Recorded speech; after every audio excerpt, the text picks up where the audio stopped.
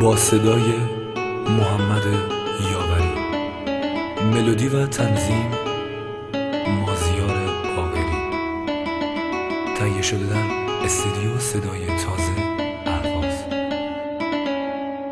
توی عین خودتو ببین چه زود توی جوونی قصه اومد سراغت پیرت کنه، نزا که تو آج جوونی غبار غم بشینه رو دل دیها پیر و زمین گیرت کنه. منتظرش نباش دیگه اون تنها نیست، تا آخر عمرت اگه تنها باشی اون نمیه، خودش میو روزی میذاره میره، خودش میگفت یه روز خاطره ها تو میبره از یاد. آخه دل من دل ساده من، تا که میخوای خیره بمونی و اکثر دیوار. آخه دل من دل دیوونه من، دیدی اونم تنات گذاشت بعد یه عمر آزگار. آخه دل من دل دیوونه من، تا که میخوای خیره بمونی و اکثر دیوار. میلیون رفت اونم تنات گذاشت رفت، تا موندی یا بی کسی یا یه هم خاطره بیشتر رو دیگه نمیام، من یه پیشه نمیام از اون چیمون برات بجز یه قاب اکثر رو برو. داخل دل من دل دیوونه من، تا که میخوای خیره بمونی و اکثر روی دیوار.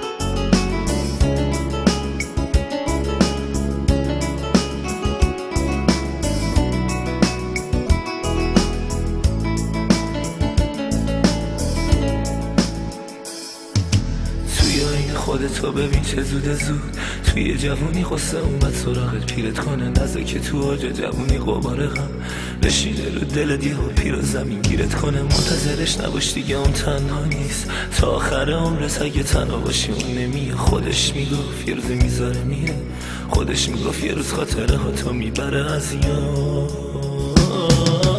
آخه دل من دل ساده من، تا که میخوای خیره بمونی و اکثر دیوار. آخه دل من دل دیوونه من، دیدی اونم تنات گذاشت بره یا عمر آزگار. آخه دل من دل دیوونه من، تا که میخوای خیره بمونی و اکثر روی دیوار.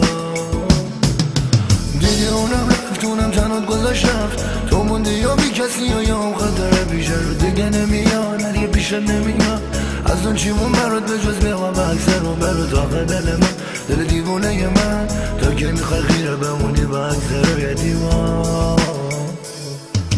تا که میخوای بشینی به پاش بسوزی، تا که میخوای بشینی چشم در بدوز، دپه پیدا کردن کسی برو که فقط واسه خودت بخواد تو رو.